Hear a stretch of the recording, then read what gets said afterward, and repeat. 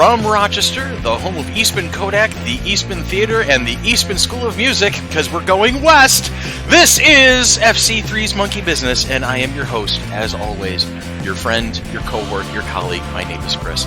With me, as always, my favorite people on the planet, my effervescent co-host, Tanya. Hello, Tanya. Hello. I thought Billy was your effervescent co-host. I am flexible, and you guys are as well. I know this for a fact, even though we're all old and decrepit. And Billy is on board with us as well. Hey, Bill. Hi, Chris. You're much more effervescent than me. Both of you are. I'm faking it right now. I took a lot of sugar in before I sat down at my desk this evening. So. Now, people have to know that we're not on your left or your right. We don't know if we're north or south. Well, Billy is north of you, and I am south of you, and Dan is southwest of you. I'm actually only a few blocks from Chris. Oh, yeah, but you're still north of him. Okay, if you say so. We're trying out some new technology because in this era of the quarantine, we are respecting our social distance. We're just pushing it out a little bit further than 6 feet. 60 feet, 600 feet. 6 feet. And there is Mr. President, feet. Our producer, our director, our man about town and master of folk dance and technical master, Daniel Carmen. How are you, Daniel? I'm good, Christopher. How are you? Oh, I'm having more fun than I know what to do with. So we're on what's Zencaster is what it's called? Zencaster. And so we're trying things out. So I'm home, Billy's home, Tanya's home, Dan is home, and so this is kind of cool. We're getting a chance to actually record together without having to be in the same room, which is something we've done for 4 years now at this point. So this is a first. This is strange. It is so strange. Sure, we picked tonight to do the all-naked show. Yeah, I know. Tell me about it. My God. We finally get around to doing it, and we're not even in the same room, and there's no cameras or anything. It's just... That's a good thing on my end. There's not supposed to be cameras? Oh, whoops. Oops. Oh, hey, what's that light? What's that light on my webcam? So how are we doing? What was that? I don't know. It was either Billy or Susan. It was me laughing. That's awesome. That's awesome. And that's another great thing because Billy is home, so Susan's in the background, and she's probably going to be laughing her ass off at us over the course of the next... She can't hear you guys. Okay. She doesn't think I'm funny, so... Oh, come on. I find that very hard to believe. Yeah, seriously. So how are we doing as the apocalypse comes into our lives again? This is so surreal. It is so strange that this is happening, and I just feel so odd not going to work on a daily basis as being a teacher, and I have no words for it. And here's the thing is I'm apparently essential personnel for the city of Rochester. So I'm still working. I'm still working, right? But they've canceled all interior building inspections unless it's an emergency. And so and they've closed City Hall, they've closed the field offices, they've closed the service centers, they've closed the precincts, everything. So my day starts at 8 a.m. and goes till 5 p.m, right? 5 p.m, and I'm in my car the entire day. I'm just driving up and down. Sometimes I'll get out, I'll take a picture of things, I'll walk around a vacant house or something like that. But if it's not an exterior inspection or if it's not a vacant house, I'm basically sitting in my car, working on my computer, trying to call people and trying to organize my cases and whatnot. But I'm just sitting in my car all day long. And it's like, oh my God, like I spent 2 hours yesterday afternoon sitting in a parking lot reading my code book, just trying to brush up on the things I need to do my job. And it's just, I'm just sitting around going, wow, being essential can be a little boring sometimes. I bet. It's not really as exciting as, say, a police officer or an ambulance driver or something like that. It's just wild. But much safer for you. Safer, true. Yeah, I've had a lot of people kind of like, they see me walking around and they instead of like trying to poke their nose into my business, they're like, oh, no, you go ahead. We're going to steer clear. We're going to be over here. And I'm like, this is great. Yeah, I'm going to take a picture of your house. I'm writing you a ticket. Yeah, go ahead. We're going to stay in here. And Tanya, you're off from school, right? Tanya? Did we lose her? Hello? Tanya? She's talking to someone. She's probably one of her kids. Yes, okay, Riker needed his Minecraft username and password, And of course he did. With my headphones. So in other words, if you boost the volume, if you're listening to this, you can get Riker's password and username. No, I'm writing it down on a Post-it note. Nice try. No. Anyway, I've lost 2 jobs in 3 months. How's that? That's impressive. I haven't done that in a while. And I haven't even done anything wrong. Well, they closed Record Archive because of the quarantine, right? Yeah, exactly. And once things reopen, I'm back. But, yeah. You know, I'm like the rest of it. I've been practicing for this my whole life. I'm great at laying around doing nothing. I know, my God, this is like the introvert's dream. There's my son goes, my time has come. I'm like, okay, dude. Exactly. I posted this morning on Facebook. It's about Bizarro World. Susan's on the computer doing show prep, and I'm laying around watching cat videos on Facebook.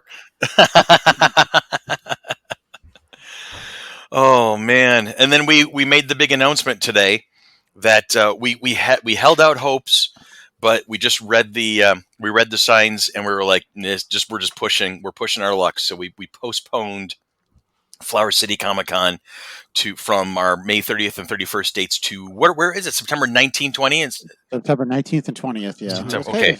It's kind of hard to do that. It's kind of sad. But I did not enjoy that, but it was the right idea. And the amount of positive feedback we've gotten just in the past couple of hours since we made the announcement has definitely validated that. Ultimately, we just did not know what was going to happen.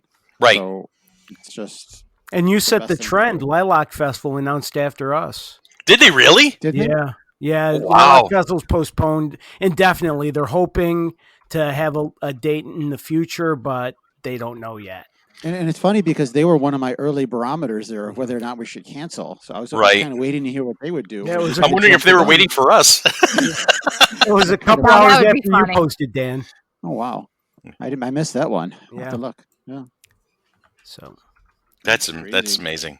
That's crazy. Okay, so that's serious. When Lilac Festival says, "Okay, we've had enough," that's amazing. Everybody's doing the smart thing. Yeah, it's not necessarily the best, or a great feeling thing, but it's the right thing to do. Yeah. And then so we'll see, and then we'll bring everything around. Now, we've confirmed a couple of our guests already, but I know that one of them is not going to be able to join us. Then is that something we have set in stone? No, let's figure everything out. Everything's still up in the air. Okay. Yeah, everything's still up in the air on that. Yeah. So in other words, we're still working on Harrison Ford. Yes, exactly. Okay, good. And Mark Hamill. And Mark Hamill. We can work all you want, but I don't know. We can keep on working, but... Well, that's why I didn't say anything otherwise. Yeah. We're working on it. Yeah, we're working on it. No, we're getting no. They misunderstood. It's Harry's son, Ford. So it's this little fella named. Never mind. That was bad. That was bad. It was. But it made me laugh. Billy laughed. Billy's been laughing at my jokes lately, and I'm very happy about that.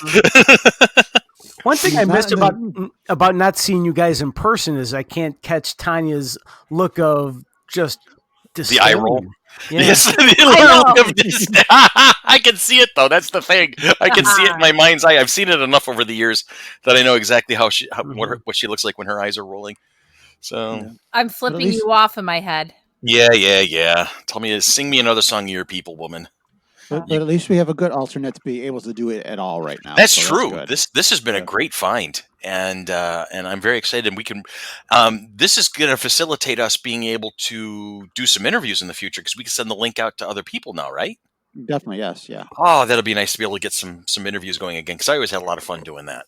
And we'll have the high quality sound. It'll sound like we're all in the same room because it's going to record on their computer and it's all going to it all mixed together. So it'll be nice. This is cool.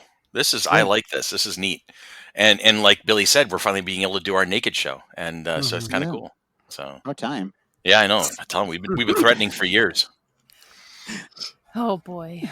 That would have been the look I was waiting for. Manischewitz. Sitting here naked, but we're not.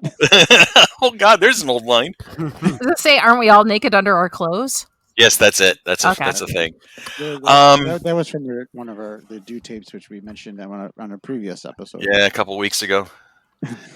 So, all right. How about we take a quick break, And when we come back, we will actually have a legit topic to talk about, because I'm sure there's something going on that we can probably have a little discussion about. Like, there was some casting news for Like season me? 2.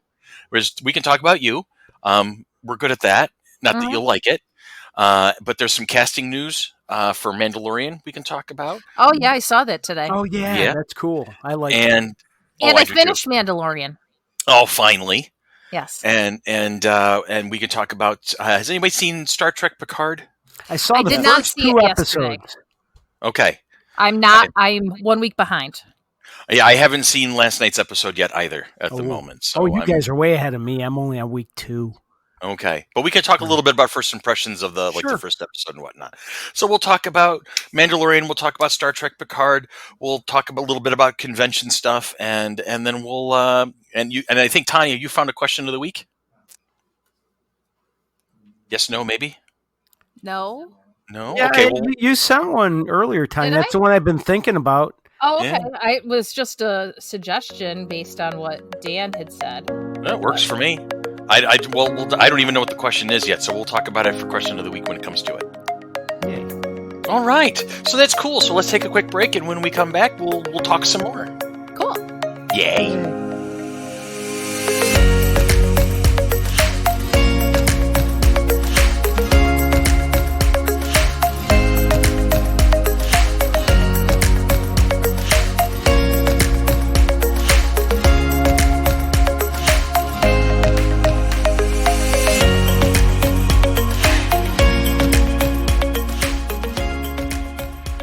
Yay! And we're back.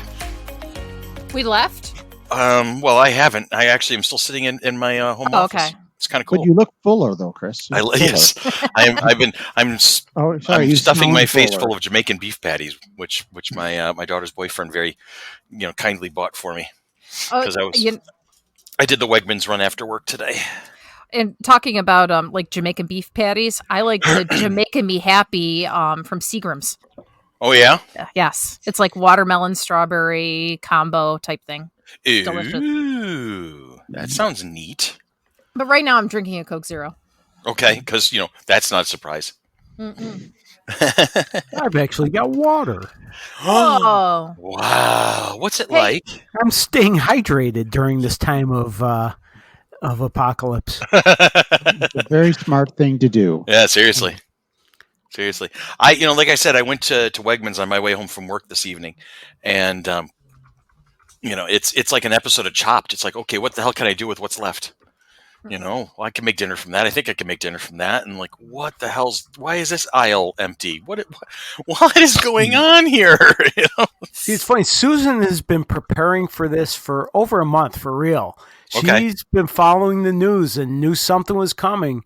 So rather than hoard everything at once, she's been shopping steadily, right, and not crazily for a few weeks now, to where we get a couple big packages of toilet paper then next week without looking like we're crazy. And right now we have freezers of meat and cans of vegetables and all the staples, plus lots of snacks. Yeah.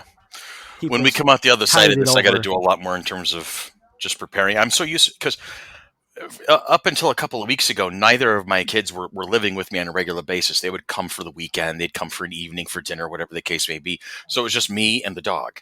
So I prepared for just me and the dog.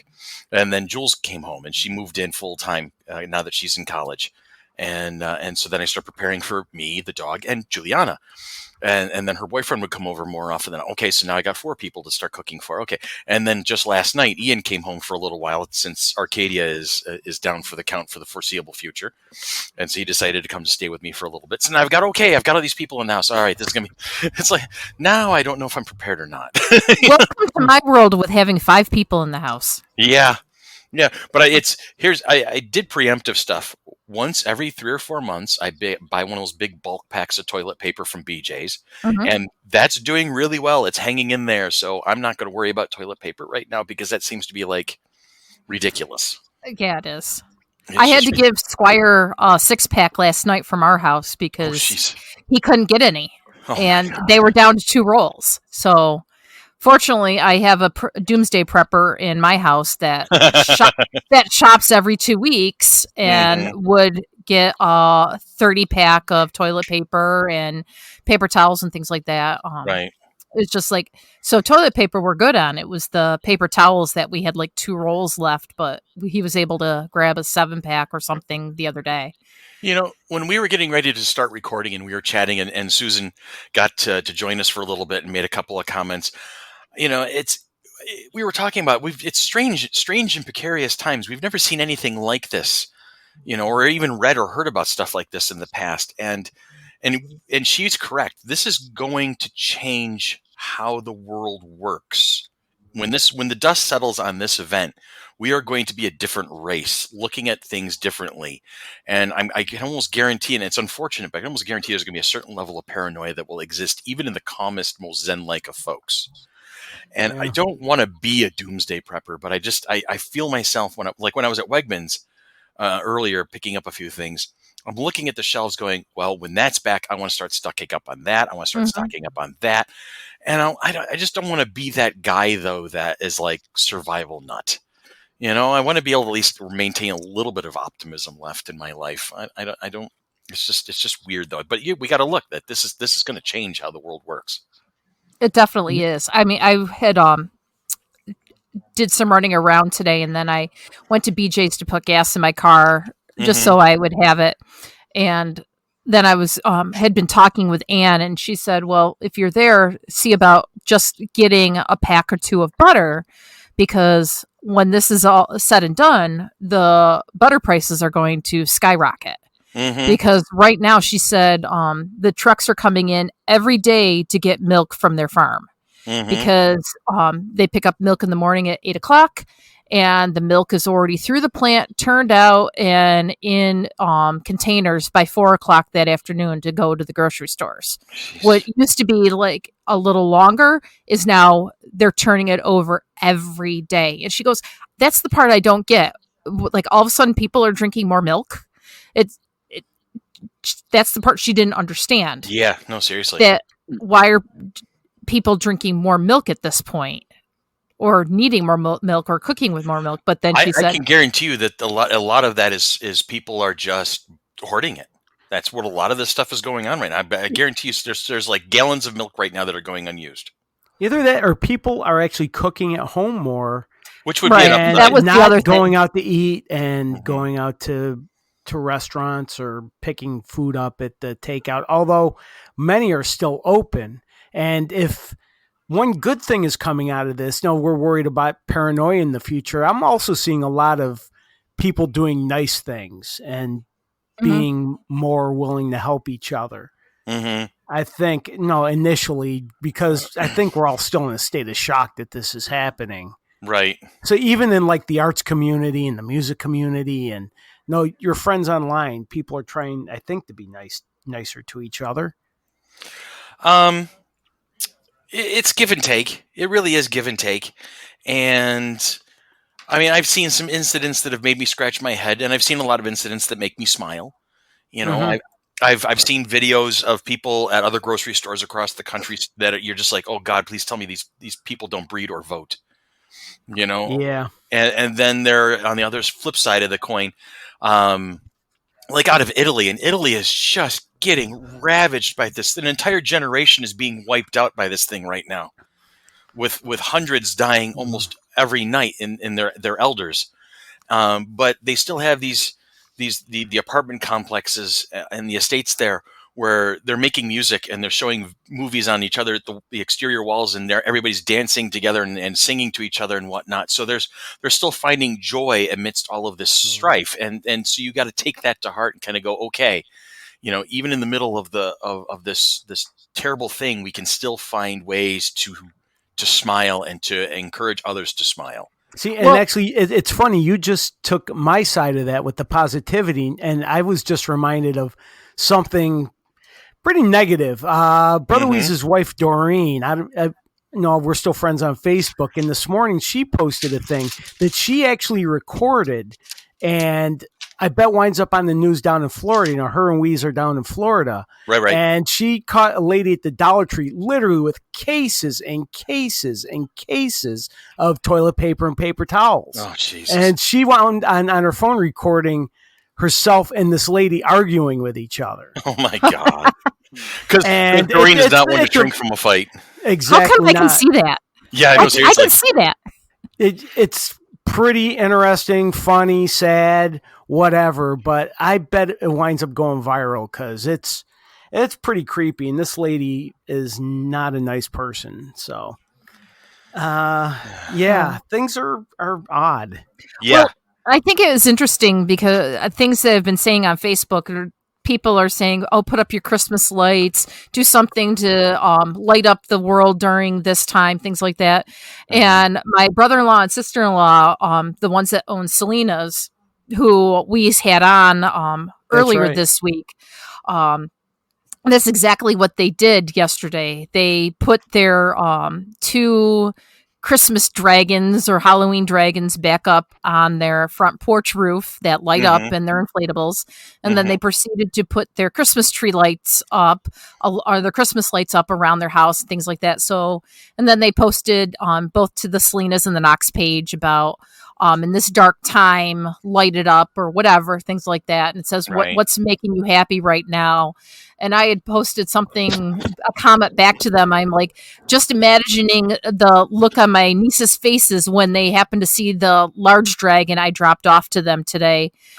We have a 14-foot inflatable dragon that I dropped off to their house today for them to put up and add to their little Christmas decorations. And I brought a book for my niece Callan because she's a 10-year-old that's like diving through 20 gazillion books, and she has nothing to read right now. So I brought her. What a good problem to have, though. I mean, it's inspired to see that a young child basically just devouring books like it's going out of style. So I'm introducing her to The Deed of Paxenarian by Elizabeth Moon. Okay. It's like more than like 1,000 pages worth of reading. So we'll see how well she gets through that. But it's just the joy that I could do something good for my in-laws that are doing, and they did good things going back to the community. Selena's did made up a whole bunch of food on Tuesday and ended up donating it. Love it. That's the way it's got to be. That is absolutely the way it's got to be. That's how we're going to get through it. We're going to get through it together. If we keep 6 feet apart, though. What's that? 6 feet apart. 6 feet apart. Together, but 6 feet apart. Yeah. We gotta find something we'll be able to be close again. I think that's what's like the most challenging thing for me is because I am such a people person, and I never noticed. No, I don't think anyone out in our Facebook land could tell that I was that type of people person, and it's just so challenging to not have that contact. I mean, I haven't had contact with my students this week other than like I've been emailing families and things like that, but I haven't I haven't had the face-to-face contact since last Friday, and I'm sure that they miss me. I am absolutely certain they miss me 100%. I'm not holding my breath at that, but but I actually have gotten 2 things back from students and things like that, but they need all the structure, and we are part of their supports and things like that. And I think that's part of what is like so odd and surreal for me is I don't get to see them on a daily basis anymore. Right. Yeah. And I don't know when the next time I will be able to see them. I'm sure there's a couple of them you don't miss, but go ahead, Billy. No, I was just going to say, because I'm a person that likes routine also, and I really do. And I'm enjoying the reading and listening to podcasts and music and stuff, but I'm a person of routine. And when I'm not sure what day is today, is it Thursday, Friday? Is it 10 in the morning, 11 at night? I don't know what's going on. And it does get frustrating. So, Tanya, for your students to not have that structure has got to feel 100 times worse just because, right now, my main job is enjoy myself, sort of, and help Susan. I'm doing whatever. No, she needs something, I do that, right. But she's probably gonna get sick of me pretty quick. But what I am absolutely loving are all the Twitter posts or the feeds in regards to homeschooling their kids, and that teachers need to make like $1 million and or what, because parents or whoever's working with the kids at home just doesn't realize how much time and effort and work that we do put into this on a daily basis. This is where people are really finding out who's important and quote unquote essential.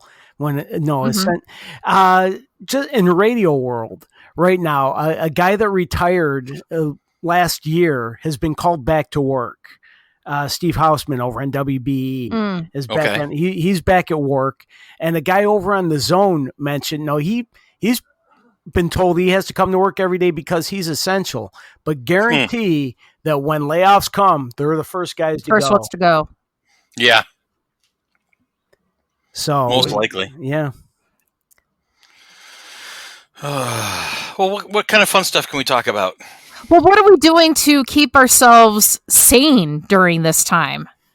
Well, I'm still working. Yeah, but you even said that while you're working that you can't get into City Hall, you can't get into the service centers, you can't get in to do inside inspections. So you've been sitting in your car reading a code book for hours. So you might still be working, but that's not really keeping yourself sane. Luckily, Quidditch gets played up in the air, so that's pretty safe if Chris is playing Quidditch. Yeah, true. Yeah, well, unfortunately, I haven't been part of a good Quidditch league. I hear there's a couple of them in town. Like U of R has a team. Oh, really? And I think RIT has a team. I don't know about Chris on a broomstick, though. That'd be kind of scary. He's not witchy enough. Ooh, witchy woman. See, sorry. I'll go. I'm waiting for Billy to jump in and start singing. I know. I don't know the rest of the words. That's the problem. Raven hair and ruby lips, sparks fly from my fingertips. Come on, you need the. Is that Eagles? That's Eagles. Yes, yeah. That's the Eagles. Hell froze over. Yeah. Well, I have been able to start catching up on Marvel's Runaways. I watched most of the first season so far, and I've gotten into it, but not like, oh my god, I'm into it. It's definitely I watched the next episode just to see where it's going, and I'm liking the actors, and I'm liking some of the story. It's got a very comic book feel to it, but I'm like, am I into it, or am I just curious? Some of it seems to move a little slow. Yeah, in different parts, and I'm just like, really? Okay. Yeah, I had the same reaction when we did the Not a Book Club on the Runaways a while back. But I like this one better than Cloak and Dagger. Yeah, I definitely did. Even when we watched the initial couple episodes, I liked Runaways better. And my question is, you brought it up, I forget, before the break, actually on the podcast, or maybe we talked about it in our break in between. You guys mentioned Picard, which I watched the first 2 episodes of yesterday, and I'm enjoying it. Yes. I'm not quite in yet, and the reviews are tremendous on it. Just wait. Okay, so here's the thing about Picard. This is what I've noticed, and I haven't watched the most recent episode that came out yesterday yet. The thing I've noticed about Picard is that it is definitely. It's a long movie where you're seeing chunks of it at a time. So the story flows almost effortlessly, in my opinion, from point A to point B so far. And there's some setup here, there's some action here, there's a little setup here, there's some background. It gives you everything you need to know when you need it. Even before just when you're about to think, hey, maybe I need to know this, boom, there it is. There, oh, okay, that's your answer. I've had good storytelling for sure. It has been some great storytelling. I've seen a lot of naysayers, and there's a couple of guys out there who regularly on some of the Star Trek boards I follow the most are like, it's boring. They need to do this. They need to do that. And I'm like, you just go play Star Trek Online and you'll get exactly what you want. No, I don't get boring even in the first couple episodes. No. Here's what I know. There hasn't been a single episode of Picard yet that when it ended, I was satisfied that it was ending. Every time when I'm in the episode so much, then suddenly I'd see it would end credit, and it would end in credit. I'm like, no, I want more. Give me more now, please, more. And so I have the distinct impression that when this season is all wrapped up and done, I'm going to go back and I'm probably going to binge it in one day, just so I can feel it all in one swooping thing. And I've been so into it. I'm like right on the edge of my freaking sofa, just watching this thing going, oh my God, that's so cool. Oh, that's cool too. Oh, I like this. I like these characters. So you think this is like a 10-hour movie or 12 It's basically, in my opinion, it's a 10-hour movie. Okay. And it has its rise and its fall, and it has its moments, and it has its surprises. It's definitely Star Trek evolved. And let me tangent for a moment here, because but when Force Awakens was about to come out, I got to be on Evan Dawson's Connections, and I was on the show with Evan Dawson, and he had Jack Garner on, and Mike DiGiorgio, our buddy Mike, who is one of the producers at Channel 13 News. And so the three of us are sitting there talking about Star Wars, and Mike crystallized something that I had been working on in my head for years and couldn't quite piece together. Why were people so upset with Star Wars? And Mike nailed it right on the head. It's because Star Wars has always been for kids. And so the people who watched it when it first came out were upset that it didn't grow up with them. Right? So it stayed, the demographic for Star Wars movies has pretty much been consistent all along. It's for 10 to 18, 10 to 19. And, it's got a little fan service for the upper end folks, especially in the more recent trilogies, or the recent movies of the trilogy. But it's always been kind of like for a particular demographic. So the people who saw it in 77 and 81 and 83 and now are 40s and 50s and going, hey, why is this still lame? Why is it like this? Why is it so cheesy? It's because Star Wars didn't grow up with us. It stayed right where it wanted to. It stayed right in its zone. Star Trek learned from that. Star Trek has adapted and evolved for the current generation, and I feel that, like, Star Trek Discovery, which I've seen so many people slam the ever-loving crap out of Discovery, but I have loved that show. I love the characters. I love the writing. I love the stories that they're telling with it. I think it's been a phenomenal series. And then here comes Picard, and it's very similar in terms of that. It's got a little, it's everything we loved about Next Generation. But it's got a little bit more of an edge to it, a little bit more of a sincerity, and a little bit more of consequence to action. There were story arcs in Star Trek Next Generation in several places, but there was really very little in terms of cause and effect. There was very little, this happened, here's the consequence. It was all sort of one episode stories. There wasn't an overarching theme to follow from episode to episode. It was like a one shot, and then self-contained is the word I was looking for. Exactly. I mean, and a lot of characters had their development over the 7 years of Next Generation. Geordi, Worf, Data, they all had their development. They did a lot with Troy towards the end of the show, but Picard and Riker were always very stalwart. They were, what you were going to get with these two guys. Barclay, they gave him a bit of an arc that actually stretched out from Next Generation, went through Voyager and a little bit in Deep Space Nine. Ensign Ro, they gave her a story arc of sorts. With Wesley Crusher, even, they gave him a little bit of an arc. But there was really nothing tying it all together. You could tune in 4 weeks after the last time you saw an episode and pretty much be fine. Yeah, exactly. Exactly. But now in Picard, there is a progression. There is a consequence. Every episode leans on the one before it, right?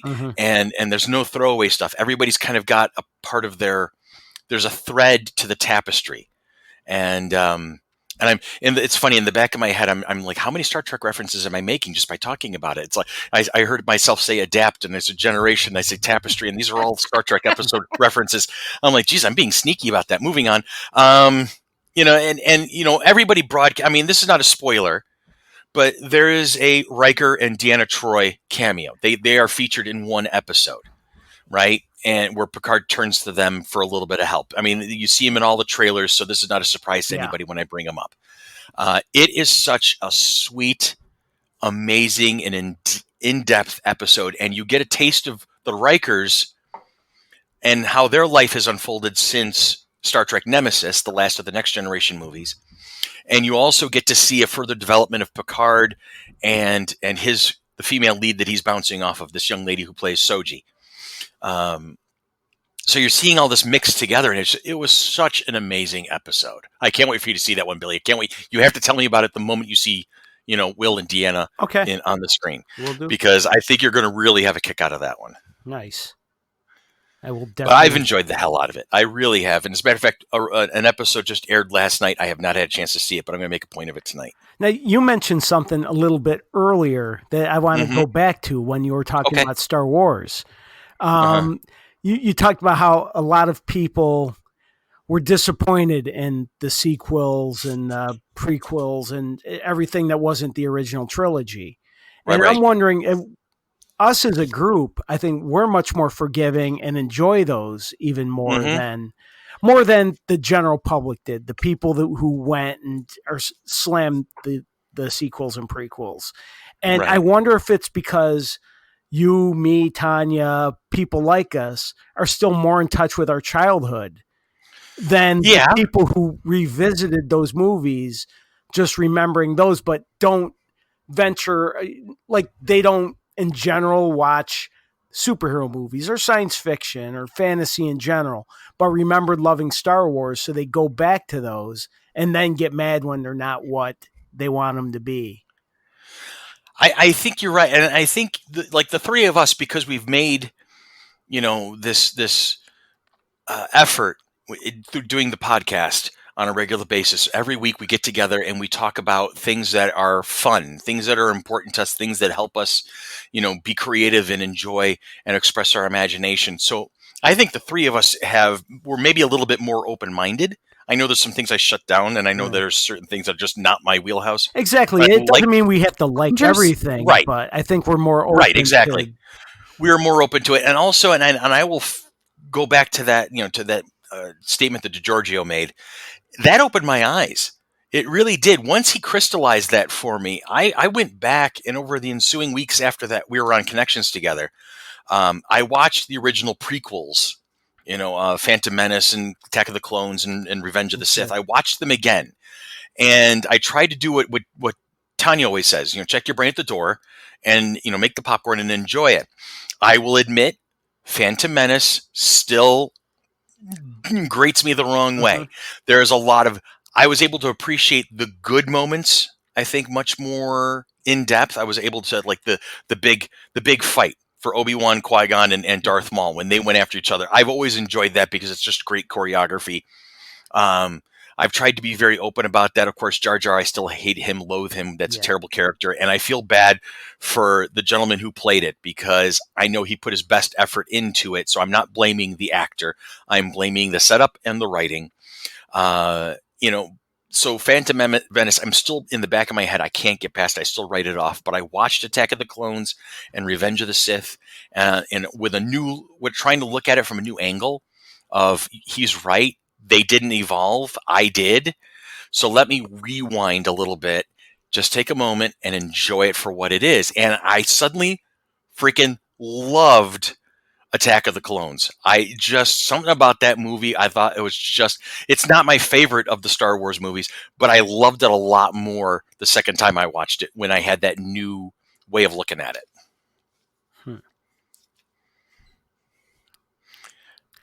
Nice. And every so often I get into a point and I keep thinking of that title of my favorite Led Zeppelin song, Ramble On. It's like all of a sudden it was quiet. Yeah. Is Chris done yet? We don't know. Does Chris even know if he's done yet? No. Are you done yet? What's that, honey? Are you done yet? I think so. Are you sure? Probably. Okay. Speaking of Star Wars, there was some new news that came out about The Mandalorian. And I freaking love it. This is making me so freaking happy. They have cast the character of Ahsoka Tano, who was featured in the animated series Clone Wars and the animated series Rebels. Right, so she's never been live action character. She's been in the animated series, which were such well done series. Both Clone Wars and Rebels were great series. But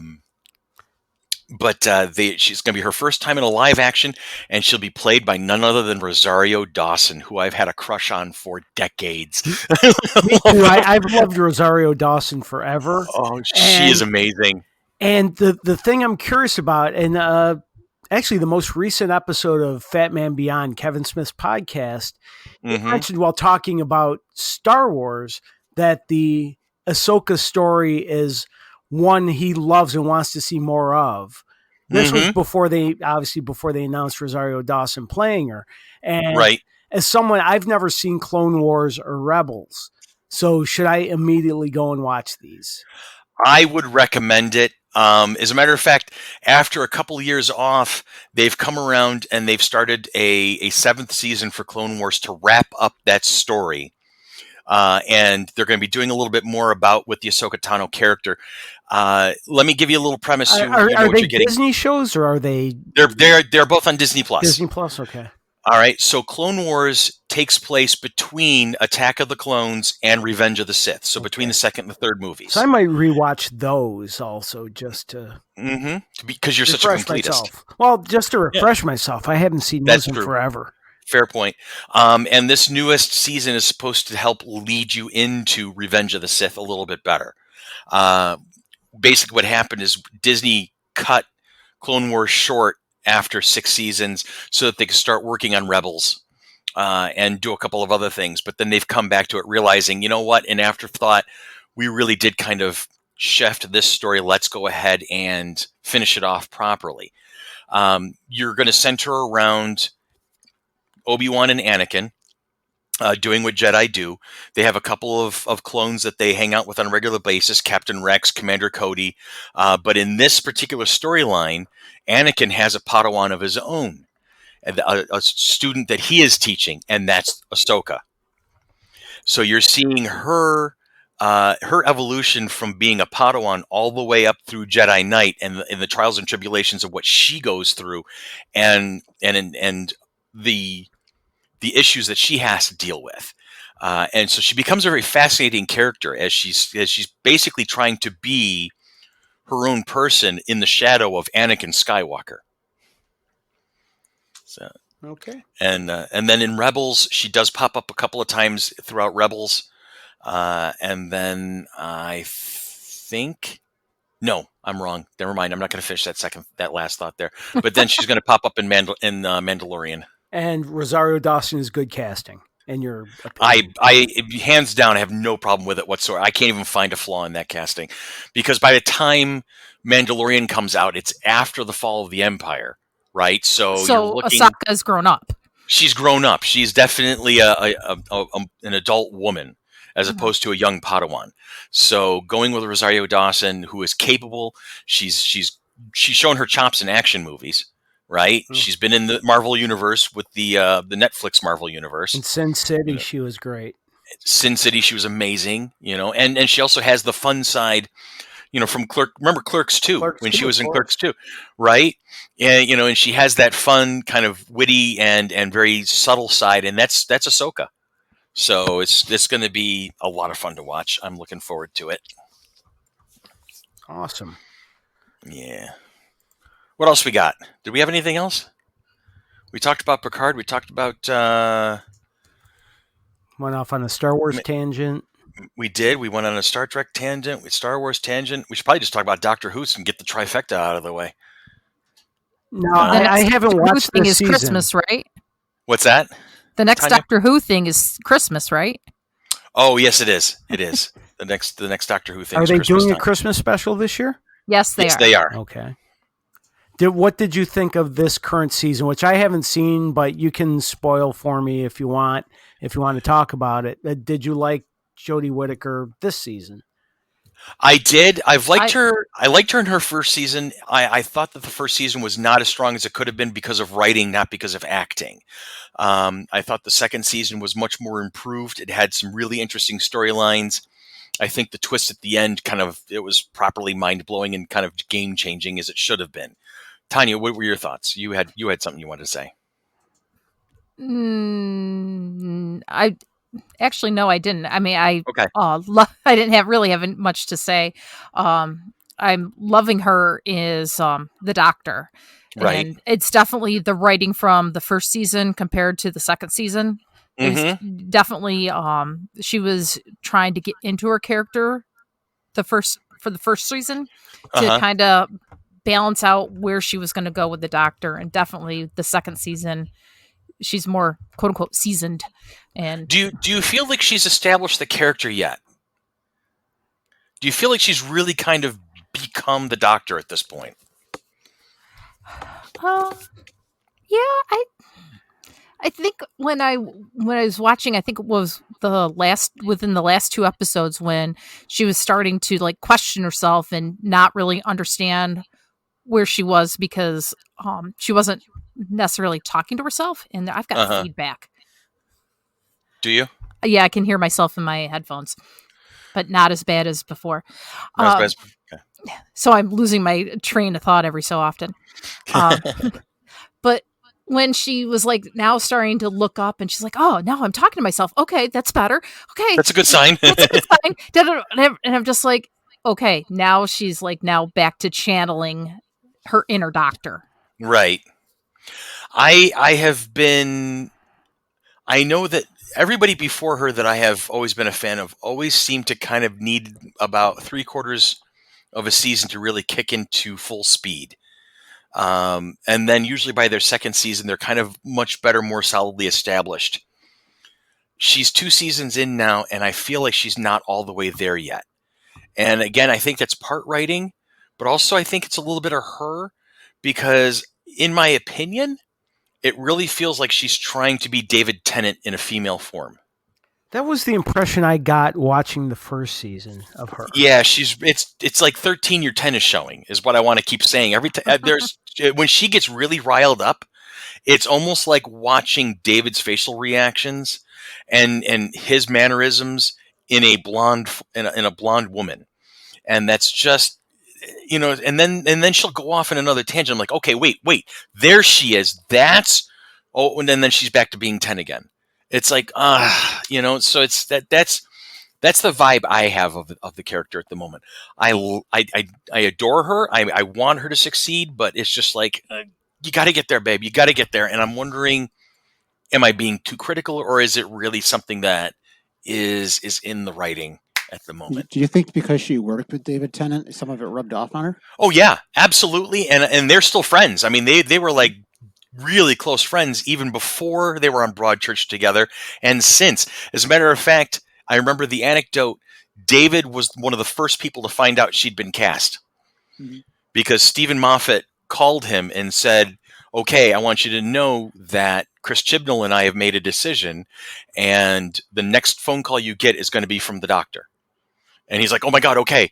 And apparently David was the first person to be notified, and sure enough, Jodie's name pops up on his caller ID, and he just started laughing and then picked up the phone, and then started talking to her about it. So it's like, okay, there's this bond already. And admittedly, being the doctor is a club. It's a very elite club that very few actors have had the opportunity to be a part of. So they know each other, they deal with each other, they work together often, especially on the convention circuit. But these two were friends long before. So I definitely feel his influence on her. Now, what do you think of the companions she currently has? I'm assuming it's the same companion she had her first season? Yes, the first 3, Ryan, Graham, and Yaz. Let me first address that people often say, one of the big criticisms lately is too many companions. I can count at least 5 other times throughout Doctor Who history that he's had 3, 4 companions at any given moment in time. Especially the third Doctor, when he was exiled to Earth, he had all of a unit to work with, and they were all over the place all the time. He was dealing with Sergeant Benton and Corporal Yates and the Brigadier and Sarah Jane and Liz Shaw. He had this gallery of people around him at all times. And then when the fourth Doctor first took off, he had Sarah and Harry with him. And then at one point he had Romana, and then he had, towards the end, the fourth Doctor had Tegan and Nyssa and Adric and K9 all at the same time. So Chris, when they do that, was the focus more on the companions or the Doctor? Well, the storytelling has improved in New Who, in my opinion, where the companions are not really throwaway filter characters. Their job in the old days was to kind of get in trouble and scream a lot, and the Doctor would have to come in and save them. So yeah, I feel like in the past they really did have this merit, this penchant for getting in trouble, and then the Doctor would have to sweep in and save them all, that kind of a thing. Where the problem I have with the multiple companions is they seem to lose focus on the Doctor. So okay, the Doctor almost becomes like a secondary character. More of a secondary character. It's focus. I mean, I think individually, the companions they've done well with the companions. It just kind of, for me, it loses focus on the Doctor. That was sort of my point with the companions, who I enjoyed what I've seen of them, but are there too many? Mm-hmm. Are they as strong as when Billy Piper was there, or Amy Pond, or Martha, or just in Captain Jack? There was a series of really strong companions. When Donna, loved Donna. When the show was first rebooted, they seemed to really work hard to do a good job with the companions along with the Doctors. Right. And I agree. And don't get me wrong, I'm not advocating for multiple companions all the time. It's an ebb and a flow. And I see the point that it has kind of made the focus drift away from the Doctor a little bit. But I'm wondering if that's not just a tool to help preserve the show, because you want to see the Doctor Who universe through your eyes. I mean, I've seen so much fan fiction, I've seen so many spin-off stories and novelizations and role-playing games and things like that, where people get the opportunity to see this vast and incredible universe that's been developed over the past nearly 60 years now at this point. And a lot, you get invested when you can see things through your eyes. And I've always had a feeling that the companions were kind of part of that equation. Now, have they overdone it? We can go back and forth for hours on whether they've overdone it. I know for a fact right now that Tossin Cole, who plays Ryan, will be leaving the show after the Christmas series or the Christmas special. And I believe, I can't remember the actor's name, but he plays Graham, may be going too. So I'm not sure. There may be like one of those big tectonic shifts in the cast coming up. And so that might help Jodie focus on her character, because the focus is going to be more on her and maybe just one other person. But 13 seems to like having a group of people around her. She seems to respond to having that family nearby. It's been important to her through a lot of, especially the tail end of this current season. So just because we see a couple of people getting ready to depart may not restore the old paradigm. And that's just a thought on my. Yeah, and this is all new, so it's all evolving, constantly evolving. And I think that's the part of the show that people sometimes forget, is that the show's the reason that this all came together is the reason regeneration was invented. The reason that companions come and go is the show can constantly renew itself and evolve and go in different directions. If it's the same thing over and over and over and over again, it will not survive to 60th anniversary. It just won't. Right. You need to have that ability to see the series and to see the universe from different angles, or you're going to lose out on it. Right. And it just feels like a lot of people haven't figured that out yet. So, and there's my thought on that. And that's all I got to say about that. If you pardon the Forrest Gump reference. Maybe. Oh, speaking of which, I love that. Tangent. My favorite meme. I didn't realize it was a meme until I said something about it the other day. But Tom Hanks in quarantine in Australia with his wife Rita. So Hanks is stranded on an island with Wilson again. Yeah. I love that. That's hilarious to me. I wish them well. I'm glad they're feeling better, but damn, that was funny to me. Yeah, no, it's very funny. They're out of the hospital. Yeah, that's good. So, anyway, Tanya. Yes. Shut up! You're talking too much. I know, aren't I? Oh my God! Can't get a word in edgewise with you around. Yeah, She's no too kidding. busy rolling her eyes at us. No, I was playing a game. What game were you playing? It was Homescapes on my phone while I was listening to you talk about all the different companions. Homescapes? What is that? It's like a matching game. Oh, I see. It's what I play at the D&D table. Gotcha. Now I understand. Yes. Well, that was fun. You want to take a quick break again, guys? Sure. Let's take a quick break, and when we come back, we'll talk about a couple of events that are still standing, and we'll do our question of the week.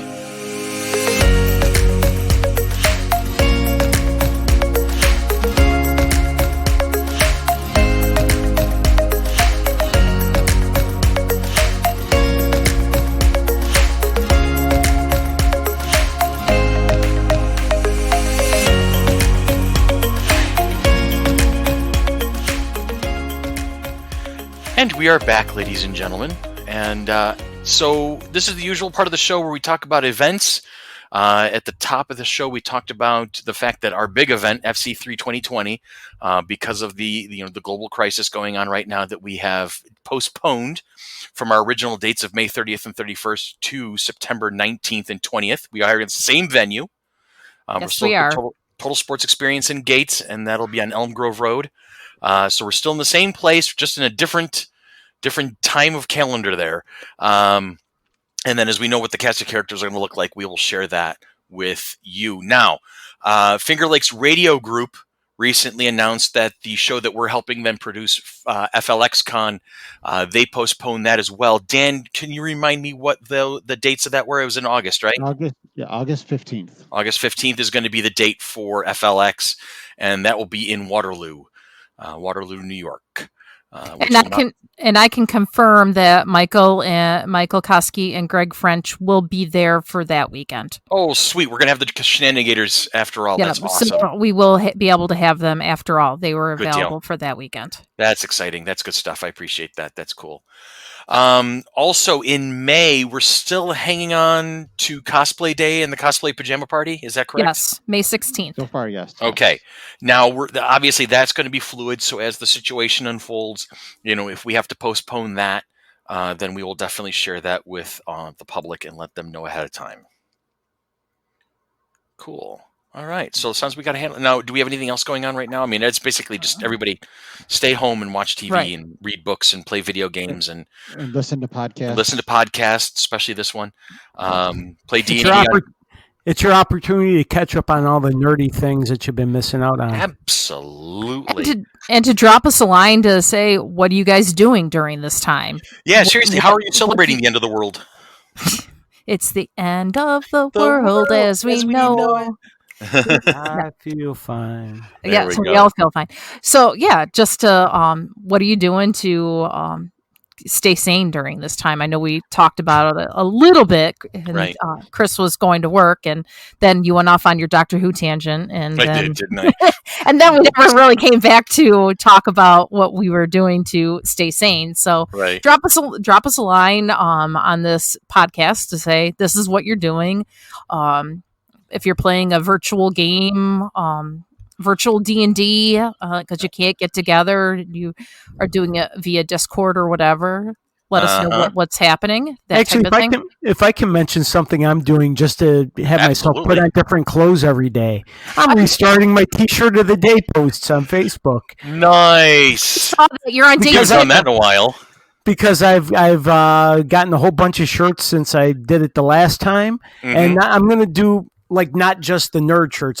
Whatever I feel like that day. I'm writing, because I'm really wordy when I write, even when I don't want to be. So if you look at my Facebook page, I'm writing about whatever that's on the T-shirt or what the T-shirt means to me or who gave it to me or whatever remembrances I have of it. And I'm on day 2 so far. Yesterday was an Adam Ezra Group T-shirt. Today was a Jonathan Winters T-shirt. Nice. And With the cat slippers. Exactly. The cat slippers as seen on TV and a real cat. My cat Silent Bob photobombed me. Oh, did he? I was taking the picture.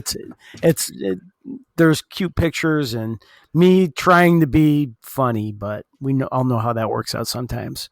Yeah, no, pretty consistent. I try. And succeed. Don't sell yourself short. But I like writing, so it gives me a chance to write something to sort of not stay. Well, I am staying in my pajama pants all day, but it gives me a chance. I heard Susan. They heard laughing. This last Susan. I love that. I heard the giggle in the background.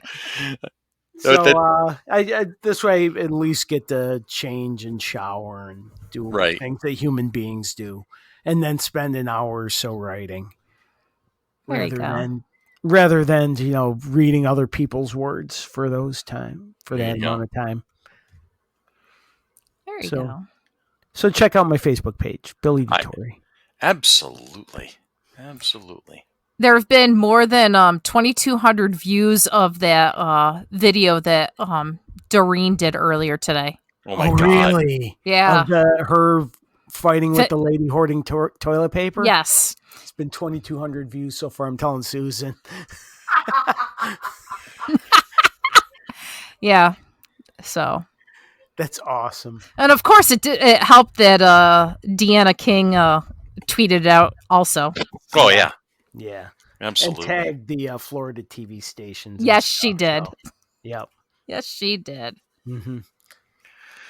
Well, I mean, she said that she was going to resell it, or according to the tweets that I was looking at. Mm-hmm. And if she's going to resell it at a higher price, look at what happened to the guy who bought sanitizer, 1,000 bottles of hand sanitizer. God. Yeah, he got reamed. That he was going to price gouging, which is illegal, and Amazon shut him down, and he ended up having to need to donate them all, and he was praised to donate it, but that people forget that he was going to charge them like $8 or so a bottle for the little ones. So Jesus, yeah, people, I tell you, the best in humanity out there. Yeah. But on a side note, let's get to our question of the week. Yeah. And you have that question of the week, don't you? I do have the question of the week. All right. Christopher. Yes, dear. What are your favorite musicals or music-heavy productions, and what makes them stand out for you? Okay. This is cool because I was not actually part of the selection for this question, so I've only just known about this question for about an hour. So this is kind of cool. So this is right off the top of my head. There's two that come to mind. And the first one I'm going to talk about is the musical Godspell, because I have a history with this particular musical. I did it when I was in high school. I did it twice in college. I've done it with community theater. And then I got to do it again during an alumni weekend over 10 years ago now with my high school. So I've had an evolution with this, and I've done various parts, cast, stage, direct, and I even had the last time I did it, I had a solo, which I've never had before in a community theater show of any type, high school, college, or ever. So that was cool and I love the music. I love the message. I love the simplicity, and there's a simplicity and a whimsy to the story. So yes, it's religious, but it's not beating you over the head with it. And I've always enjoyed that particular show, and I've always shared it with friends. I believe, Dan, you were part of the Godspell production behind the scenes, weren't you, when we did it in high school? Behind the scenes, yeah. Yeah, and so, I have a lot of good memories of the people I've done that show with. So that's something that comes to mind. Rent is also a musical that is very much on my mindset because it really crystallizes a segment of our society that exists even to this day. I mean, it was written for late 80s, early 90s, the HIV and drug culture and homelessness and all the stuff that was going on at the time, and LGBTQ, issues and concerns. And that musical brings it right up front. And my favorite piece from that is La Vie Bohème, which is a great piece of the whole cast, and it does. And I think that's phenomenal. And that's something I always think about and I always enjoy listening to. And my last my last selection for this particular question would be The West Wing, the Aaron Sorkin presentation of the presidency as he would see it. And it always felt to me that the music was almost an additional supporting character. He always knew the right piece of music to play in the background during important pieces. And that was something my mother and I, who we were diehard fans of the show over the years, we would always mention that the music was never just throwaway incidental background music. These were carefully chosen pieces, carefully chosen pop songs, classical pieces, and it always fit perfectly. So those are when it comes to music, those are the three things I'm thinking about. Chris, it's funny you mentioned The West Wing as being music heavy because it's Susan's maybe favorite show. Susan, yeah, she's nodding, and I'm right up there with her. I love it also. And the music is another character. Is a composer that did the original music and all the orchestral pieces. A guy named Snuffy Walden. Yes, and his stuff. It really is an extra character in that TV show. The music, the way it's presented, and adds a dynamic to what's going on to it. So I think you're dead on with the music of The West Wing. Yeah, and I'll talk. I think we got to do a whole podcast on West Wing one of these days because I just love that show so much. I think Susan would be on a West Wing podcast. See, now there's an even bigger reason to finally do a West Wing podcast. Then if we can get Susan on the mic, that'd be phenomenal. She's probably watched the whole series 4 or 5 times now. Oh, yeah. Just 4 or 5 times? Yeah. I got 2 words for Susan. 2 cathedrals. Yep, exactly. She says they're her friends. There you go. How about you there, Tanya Fabulous? The one, if we're looking at musicals, it has to be Phantom of the Opera. Okay. Phantom of the Opera is the one I saw in Toronto, back in 1989, something like that. At the Pantages Theater. I just the glorious restored Pantages Theater.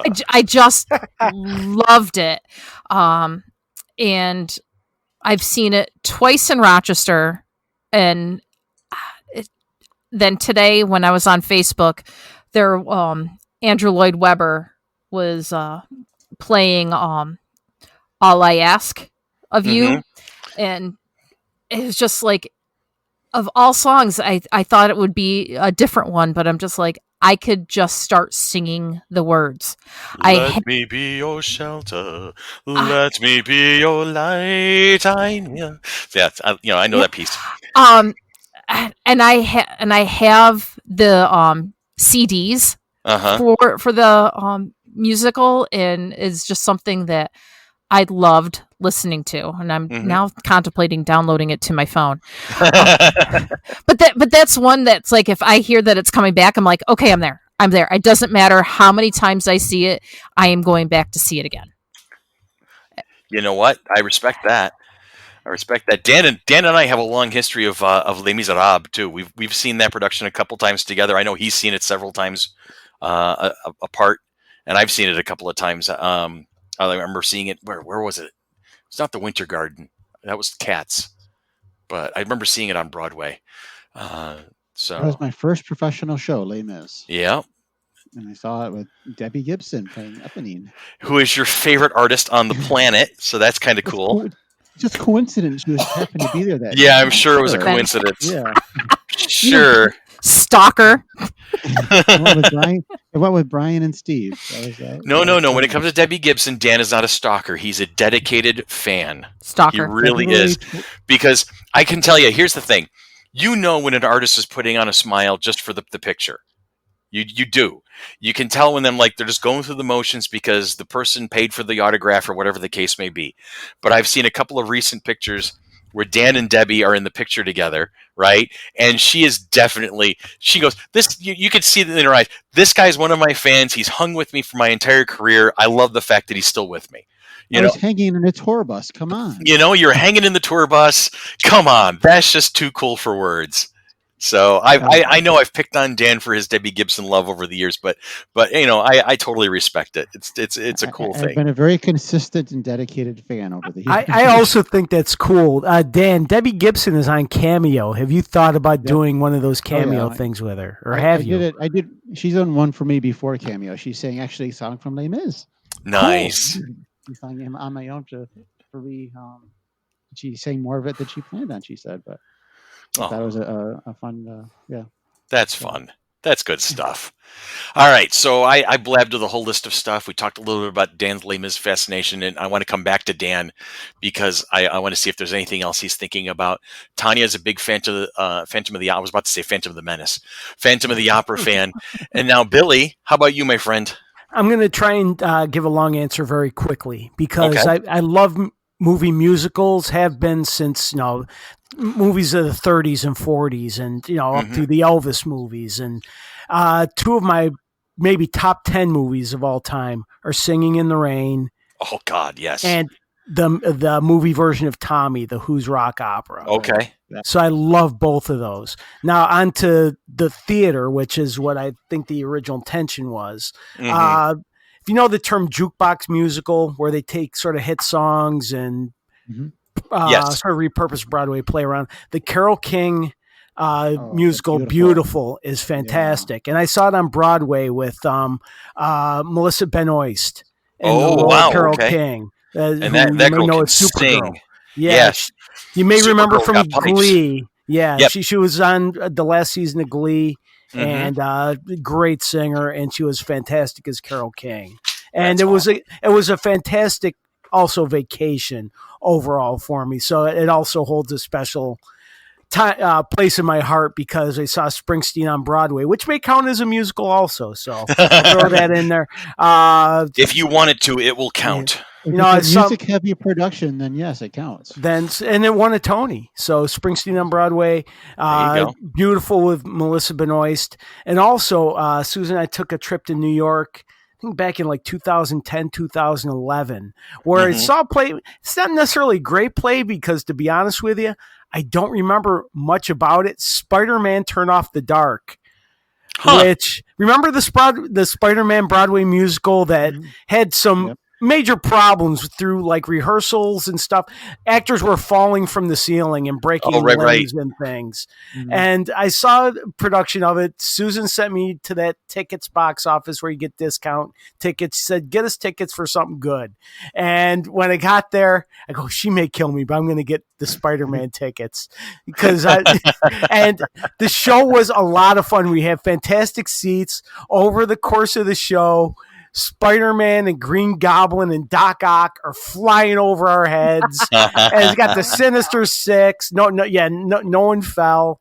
And the music was done by Bono and The Edge. Yeah. So you combine Spider-Man and U2, and I'm going to I don't care if it sucked. It was good. There you go. You were going to have some fun it was 2011. Okay. Was the first performance. Okay, and we saw it in like a March, so I probably saw it in 2012. Yes, probably. And I really enjoyed it just because I was there, and it was a spectacle, and that was also a great trip. That's probably the best way to describe that as a spectacle. Yeah. So that's cool. So I'm going Spider-Man Turn Off the Dark. That's the only time anyone will ever say it's one of their favorite musicals. I liked it. You heard it here first, folks. Yeah. Hey, it ran for 3 years. Did it really? It hung in there. Yeah. It ran for 3 years. It once held the box office record for Broadway sales in 1 week, taking in $2.9 million over 9 performances. That was probably that first week, though, when everybody was hoping someone would fall from the sky. That's true. Probably is. Just a bunch of looky-loose. Please let me be in the night. Please let Green Goblin fall on me. Oh, God. That's hilarious. That is hilarious. Now, do you have any other ones that come to mind?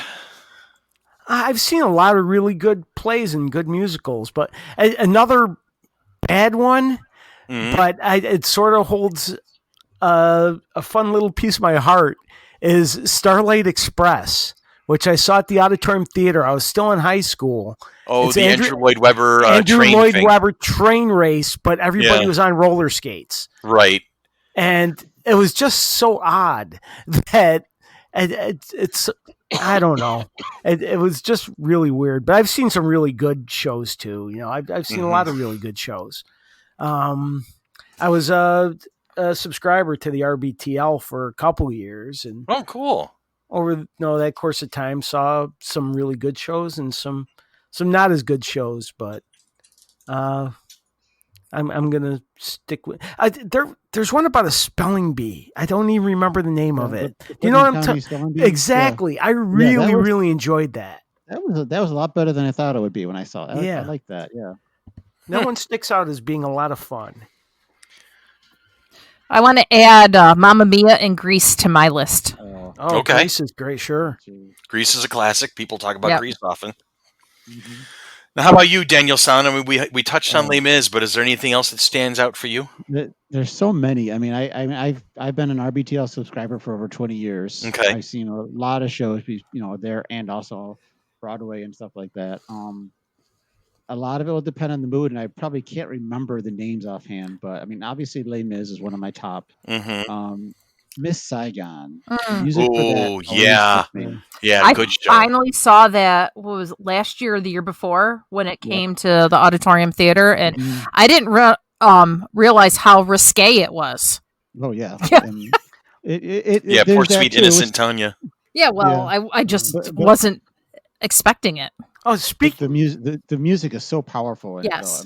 Oh my gosh. Speaking of being surprised by a show, I think it was last year, I saw Fiddler on the Roof for the first time. Oh, wow. And really enjoyed it. To be honest with you, my sister and brother-in-law couldn't use their tickets. Susan and I did. I went in knowing pretty much nothing about it except that it's a classic, that, some of the songs. I didn't know it was so effing depressing. Oh, yeah. Holy cow. Yeah. I literally, I go, you got to be kidding me. This is how it ends? Uh-huh. Yeah. Fiddler on the Roof. Oh, my God. They keep hearing you laugh. They like it. I love it. That's my favorite part of the day so far today. I really like the show, but I couldn't have seen. That was like watching an episode of The Twilight Zone when that was over. I go, you got to be kidding me. I couldn't have expected the ending of that. You're entering another dimension of sight and tradition. Anyway.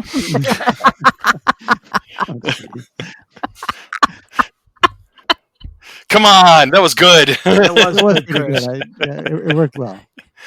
So it wouldn't be a podcast without something like that. Oh, I'm telling you. Except you're not there to hit him. And I'm good with that. I'm perfectly happy with the fact that she's not clobbering me across the back of the freaking shoulder. Let me send a text message to your daughter. No, because she knows better. Okay, I'll send the message to Ian. Oh, see? No, come on. Don't do that because he will. And he's big. He really is.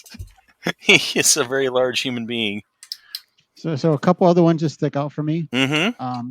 Stomp. Okay. Good show. I mean, no words, but it's just it's a great show. The beat. Actually, when it was the first FC3, Susan and I took Ken Lashley to see Stomp after the Saturday. Oh, I remember that.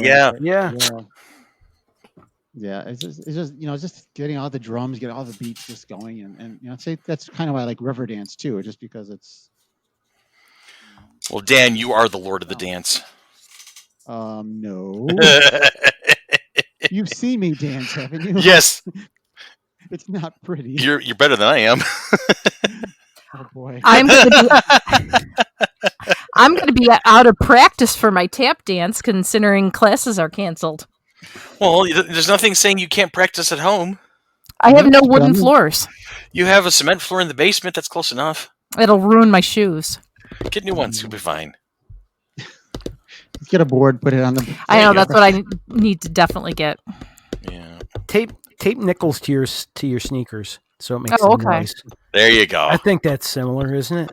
No. Close. No. I'd say it's close. It's got to be close. Mm. So is that I think we're derailed. Yeah, I think that's a show. All right, so let me see if I can do this now. I'm used to I've gotten so good at doing this from memory because I'm able to look at Tanya and it's taunting her because it took her a while to get used to it. So it's and this has been another episode of Monkey Business. You got to give Dan a chance to be able to put the music in. The music is going to start right about now, and then you say, "This has been FC3's Monkey Business, a product of the Mighty Monkey Corporation, purveyors and producers of the Flower City Comic Con, coming at you now, new and improved, September 19th and 20th of 2020 at the Total Sports Experience in Gates, New York." Follow us on Facebook, follow us on Instagram, follow us on Twitter, follow us wherever we go. And Tanya, what are we going to do? We'll lead you to where the entertainment is. Yay! I love it when we can get that right. So with that being said, everybody be safe. Take care of yourselves, take care of your own, and have a great week, and we will see you again very, very soon. And we'd love you all. We do. Bye. Bye. Bye. Done.